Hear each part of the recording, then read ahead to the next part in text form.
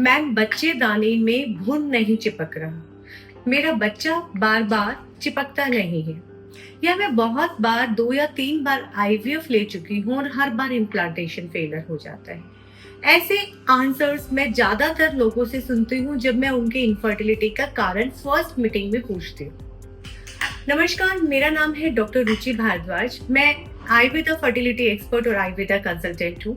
मैं अपने इस चैनल में महिलाओं की रिप्रोडक्टिव हेल्थ से जुड़ी सारी समस्याओं को डिस्कस करती हूँ और उनके आयुर्वेदिक और सॉल्यूशन, घरेलू उपाय और आयुर्वेदिक समाधान बताती हूँ। आज इस वीडियो में हम बात करेंगे भ्रूण का ना चिपकने के 5 कारण और भ्रूण अच्छे से चिपक जाए उसके लिए क्या करना चाहिए, यानी कि इम्प्लांटेशन सक्सेस होने के लिए हम इस वीडियो में क्या क्या करना चाहिए, उन सारी चीजों को डिस्कस करेंगे। सबसे पहले मैं चाहती हूँ कि अगर आप लोग इस चैनल पहली बार देख रहे हैं, हमसे नए जुड़े हैं, तो आप इसे सब्सक्राइब कीजिए। लास्ट में अगर आपको ये वीडियो इंफॉर्मेटिव लगे तो प्लीज शेयर कीजिए। आप नए व्यूअर हैं तो इसको सब्सक्राइब कीजिए, बेल आइकन को दबाइए और लाइक जरूर कीजिए। देखिए, मैं अपनी प्रैक्टिस में लास्ट 15 ईयर से बैठी हूँ। 15 साल के अनुभव में मैंने एक चीज बहुत ज्यादा देखी है, सबसे ज्यादा इम्प्लांटेशन फेलियर के केसेस। एंड जब लोग इम्प्लांटेशन फेलियर लेके आते हैं ना, तो वे कहते हैं कि मैम हमारी सारी चीजें नॉर्मल हैं, हमारा एग भी सही साइज पे बन के रप्चर होता है, मेरे को पीसीओडी भी नहीं है, तो फिर भी बार बार मेरा इम्प्लांटेशन ही क्यों फेलियर होता है। अभी लेटेस्ट 2 महीने पहले का केस डिस्कस करते हैं। एक पेशेंट मेरे पास आई जो कि उसका पुअर ओवरियन रिजर्व था, यानी कि एग उसके नहीं थे। डोनर एग से आईवीएफ के थ्रू वो कंसीव कर रही थी एंड उसका बार बार 2 से 3 बार आईवीएफ फेल हो चुका था। एंड जब वो मेरे पास आई तो पेशेंट थोड़ी रो रही थी, इमोशनल थी, क्योंकि पहले 2 बार वो प्रेगनेंसीज लूज कर चुकी थी। हर बार चौथे हफ्ते तक आते आते उसे इम्प्लांटेशन ब्लीडिंग हो जाती थी एंड पेशेंट को यही था, मेरा बेटा एचसीजी अच्छा रेज जाता है, उसका जो अमाउंट है वो सही आता है, फिर भी मुझे ब्लीडिंग हो जाती है। एंड एलोपैथी डॉक्टर्स ने भी उसको सारे तरह के ट्रीटमेंट, उनको इंजेक्शंस, प्रोजेस्टेरोन टाइमली और भी सारी प्रोटीन इंजेक्शंस भी उसको दी, बट उसको इम्प्लांटेशन फेलियर हो रहा था। मैंने पेशेंट को बिठाया, समझाया। इस बार जब वो मेरे पास आई थी तो 2 हफ्ते का बीटा एचसीजी अच्छा खासा 1800 तक था एंड वो सही लेवल पे था। तो मैंने पेशेंट को कुछ ट्रीटमेंट शुरू किए। उन ट्रीटमेंट्स में क्या था, मैंने उसको अशोक घनवटी दी, जिसमें अशोका का चूर्ण होता है, और उसको दूध के साथ और मलाई के साथ लेने को बोला। उसके साथ साथ मैंने उसको मात्रा बस्ती, आयुर्वेद का एक तरह का रामबाण, जिसको हम इम्प्लांटेशन फेलियर के केसेस में बोलते हैं, या यूं बोल लीजिए कि यूट्रस की स्ट्रेंथनिंग के लिए वो बहुत जरूरी होता है, मैंने उसको वो दिया एंड उसको घर पे लेने के लिए बोला। उसके साथ साथ मैंने उसको लोद्र चूर्ण, कुशियालुक चूर्ण और अशोका चूर्ण और शतावरी चूर्ण, चारों चूर्ण को 3-3 ग्राम लेकर मिलाने को बोला, जो कि 10 से 12 ग्राम बना, और उसका अलग अलग डोज सुबह शाम इक्वल अमाउंट में उसको लेने को बोला अगले 10 दिन के लिए। जब वो पेशेंट 10 दिन बाद मेरे पास आई, शी वॉज हैप्पी। इम्प्लांटेशन बहुत अच्छे से हो चुका था, भ्रूण बहुत अच्छे से चिपक चुका था और डॉक्टर्स ने उसको बोल दिया था कि अब हम आउट ऑफ डेंजर हैं। तो आयुर्वेद के ऐसे चमत्कार हम हमेशा देखते हैं, तो इसीलिए मुझे लगा क्यों ना इस टॉपिक पे एक वीडियो बनाई जाए। सेम इम्प्लांटेशन फेलियर होने के बहुत सारे रीजन होते हैं। पहले आपका रूबेला या टोर्च कुछ पॉजिटिव रहा हो, आईजी लेवल भी रेज्ड होता है तो भी इम्प्लांटेशन फेलियर होता है। वेस्कुलरिटी होती है हमारी एंडोमेट्रियम लाइनिंग की, जिसमें अमाउंट ऑफ ब्लड का फ्लो पता चलता है, जिसे पता चलता है कि कितना ऑक्सीजन कैरियर यहाँ तक है, यानी कि ऑक्सीजन की सप्लाई अच्छे से है, क्योंकि ब्लड वेसल्स के थ्रू ही ऑक्सीजन की सप्लाई जाती है।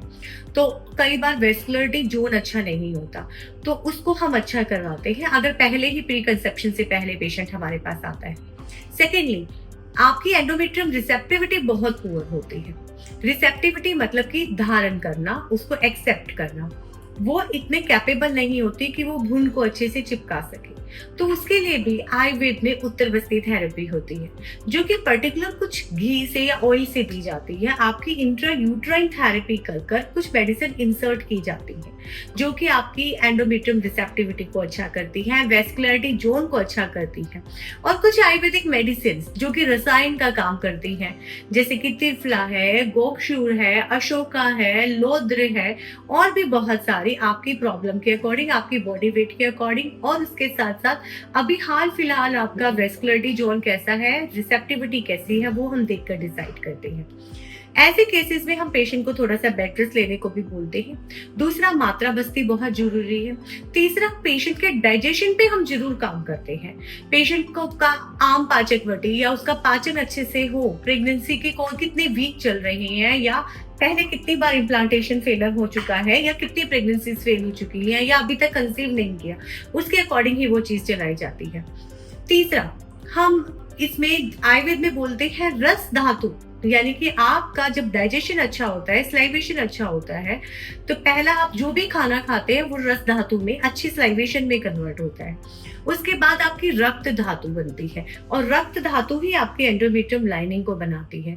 तो हमें डाइजेशन पे इसीलिए काम करना पड़ता है, ताकि रस और रक्त धातु अच्छी बने, आर्तव अच्छा बने, आपका मेंस्ट्रुअल साइकिल हेल्दी आए, जिससे कि आपका हेल्दी एंडोमेट्रियम रहे और वेस्कुलरिटी जोन भी अच्छा रहे।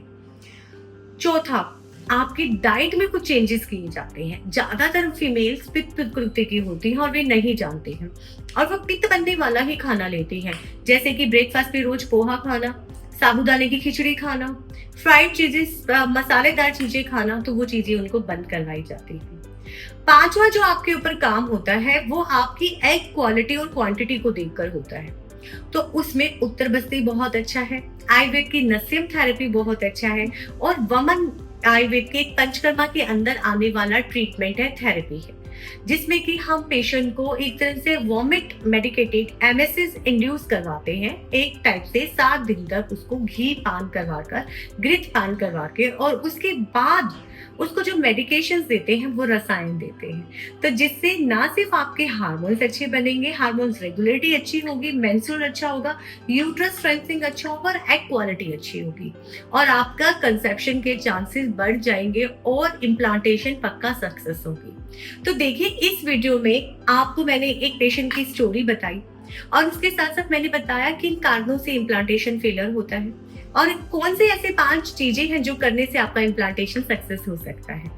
कारण जानने बहुत जरूरी है, और हर पेशेंट में सेम कारण नहीं होते, इसीलिए ट्रीटमेंट भी अलग होता है। जरूरी नहीं आपको उत्तर बस्ती दी जाए, क्या पता आपका सिर्फ मेडिसिन, आयुर्वेदिक औषध लेने से, या आपके लिए जो अलग में मेडिसिन कुछ चूरन या घृत के साथ या मलाई के साथ या घी के साथ जैसे दूं, उसी से आपका इम्प्लांटेशन सक्सेस हो जाए। कारण में आपका कोई भी पिछला बैक्टीरियल इन्फेक्शन रह सकता है, जैसे कि मैंने बताया टीबी का बैक्टीरिया, रुबेला, टोर्च, या फिर कैलेमिंडिया इन्फेक्शन, या फिर आपकी एंडोमेट्रियम रिसेप्टिविटी पुअर होना, वेस्कुलरिटी जोन का हेल्दी ना होना, उसके साथ साथ एंडोमेट्रियम लाइनिंग का सही ना बैठना, वो एडिनोमायोसिस या एंडोमेट्रियोसिस का केस हो। चौथा, आपकी एग क्वालिटी पुअर होना। तो ये सारे कारणों को अगर जब हम अपनी आयुर्वेदिक पद्धति से अच्छा कर लेंगे, सो डेफिनेटली आप चांसेस है वो बढ़ जाएंगे, और भून जरूर चिपकेगा। सो अगर आपको ये वीडियो इंफॉर्मेटिव लग रही है, आपको लग रहा है आपके किसी फ्रेंड से शेयर करना जरूरी है, तो इसे शेयर जरूर कीजिए। धन्यवाद।